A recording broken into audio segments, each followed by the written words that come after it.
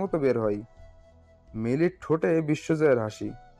রিন্তি অবুঝ শুধাই, এগুলো আবার কি? মিলি হাত এগিয়ে নিয়ে গিয়ে বলে, খেয়ে দেখ। কখনো এসব না দেখার দারুণ এবং বন্ধুদের সম্বন্ধে ভালো ধারণা থাকায় রিন্তির মাথায় বাজে কিছু আসে না। খুব স্বাভাবিকভাবে জিজ্ঞেস করে, গরু দুধ নাকি? মিলি সহ বাকিরা সবাই হেসে দেয়, কোনরূপ প্রতিক্রিয়া না করে বলে। খেয়েই দেখ। রিন্তি দোনামোনা করতে করতে একটুখানি পাউডার মুখে দিতেই তেতো একটা স্বাদ পুরো মুখ জুড়ে ছেয়ে যায়। কাশি উঠে যায়। একজন পানি এগিয়ে দেয়। রিন্তি ঢকঢক করে সে পানি পান করে বলে, এগুলো কি বলতো? এত বাজে কেন খেতে? আমার মনে হচ্ছে এক্ষুনি বমি হয়ে যাবে। মিলিরা রহস্যময়ী হাসি আসে। মিতা নামের মেয়েটি ব্যাগ থেকে একটা আপেল বের করতে করতে বলে, আরে ওদের কথা ছাড়ো তো, তুমি আপেলটা খাও, মুখে তেতো স্বাদটা ভালো হবে। রিন্তি সন্দিহান দৃষ্টিতে তাকাই। মিতা হেসে বলে, এটা মিষ্টি, খেতে পারো। রিন্তি আপেল নিয়ে খাওয়া শুরু করে। আপেল খেতে খেতে বাকিদের সাথে গল্প জুড়ে দেয়। মেয়েটা বুঝতেই পারে না জীবনের মোড় এবার ঘুরতে চলেছে। একজোড়া দৃষ্টি তাকে পর্যবেক্ষণ করছে খুব করে। যখন সেই ব্যক্তি শিওর হলো তাদের প্ল্যান সফল, ঠিক তখনই ফোন বের করে টেক্সট করে একটি নম্বরে। রিন্তি আপেল খাওয়া শেষ করে সময় দেখে বেরিয়ে আসে। কলেজের গেট পর্যন্ত পৌঁছাতেই পারে না, তার মাথা ঘোরা শুরু হয়। পৃথিবী যেন চারপাশে গোল গোল আকারে ঘুরছে। পেটের মাঝের সবকিছু যুদ্ধ শুরু করেছে বের হয়ে আসার জন্য। দু হাতে মাথা চেপে ধরে এলোমেলো পা ফেলতে শুরু করে রিন্তি। তার অবস্থা দেখে দুজন মেয়ে এগিয়ে আসে। রিন্তি পড়ে যেতে যেতেও বেঁচে যায়।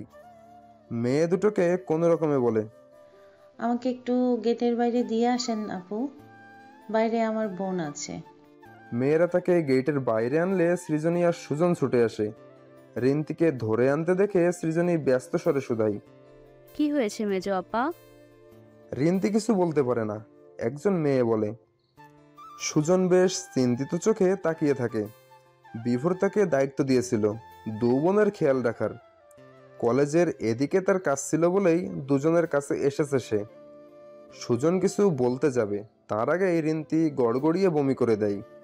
সৃজনী কোনো মতে আগলে ধরে বলে, ছোট ভাইয়া জলদি পানি আনো। সুজন পাশের দোকানের দিকে ছোটে 2 বোতল পানি এনে ঠিকমতো রিন্তিকে পরিষ্কার করে দেয়। সৃজনী তাড়া দিয়ে বলে, ছোট ভাইয়া আপাকে নিয়ে আগে বাড়ি যেতে হবে, তার আগে কি একবার ডাক্তার দেখানো যাবে? ওর অবস্থা তো ভালো না।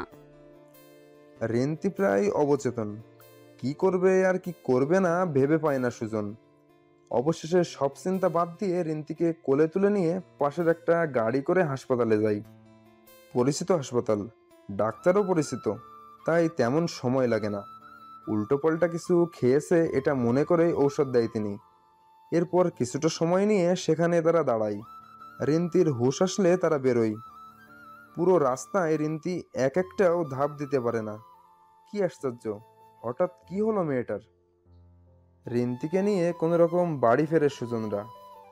রিন্তি তখনও দুর্বল। কোনো রকমে বিছানায় শুইয়ে দেওয়া হয়। শম্পা আহমেদ মেয়েকে নিয়ে ব্যস্ত হয়ে যায়।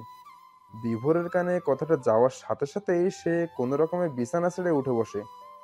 উত্তেজনায় একাই যাওয়ার চেষ্টা করলে পায়ে ব্যথা পায়।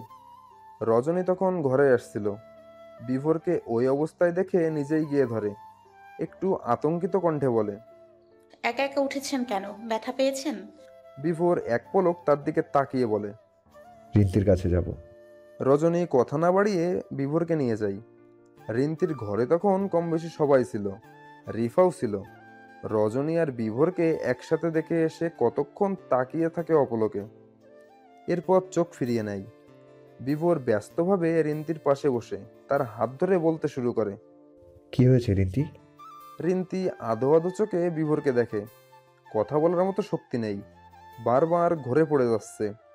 প্রথমবারের মতো নেশা হয়ে যাওয়ার তার মস্তিষ্ক কাজ করছে কম, শরীরটাও দুর্বল হয়েছে অতিরিক্ত।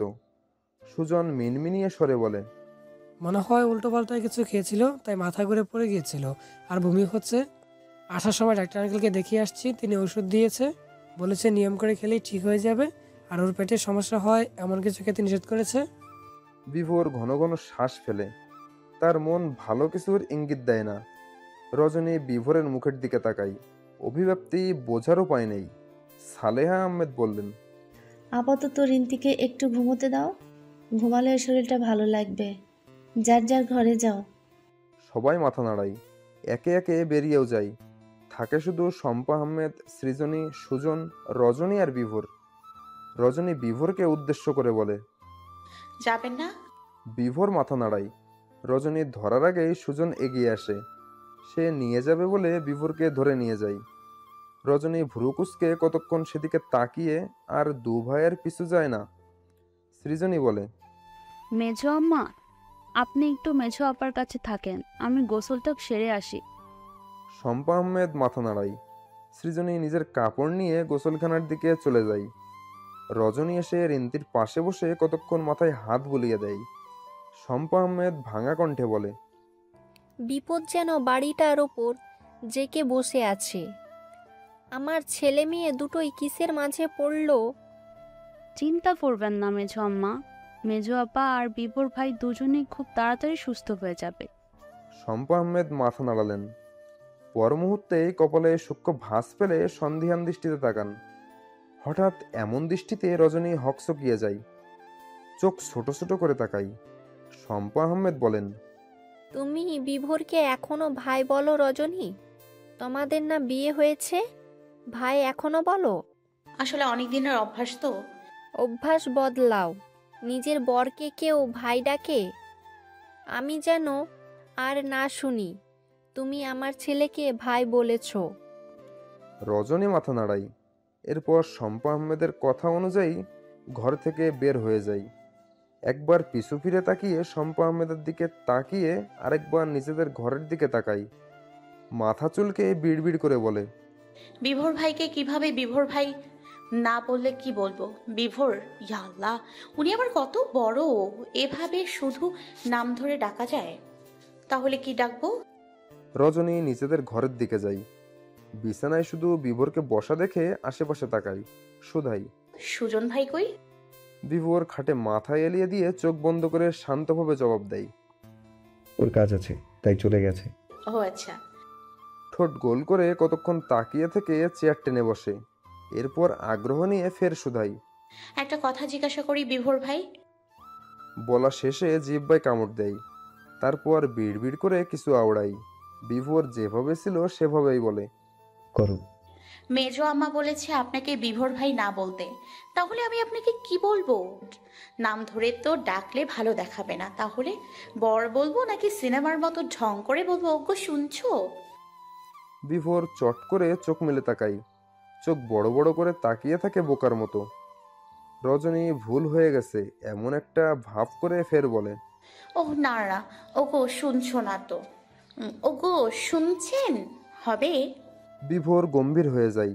চোখ ছোট ছোট করে কতক্ষণ তাকিয়ে থেকে বলে, এত কষ্ট না করে একটা বাচ্চার নাম ঠিক করে তার বাবা বলে ডাকা শুরু কর। রজনী ভ্রু কুঁচকে বলে, বাচ্চা কই পাবো?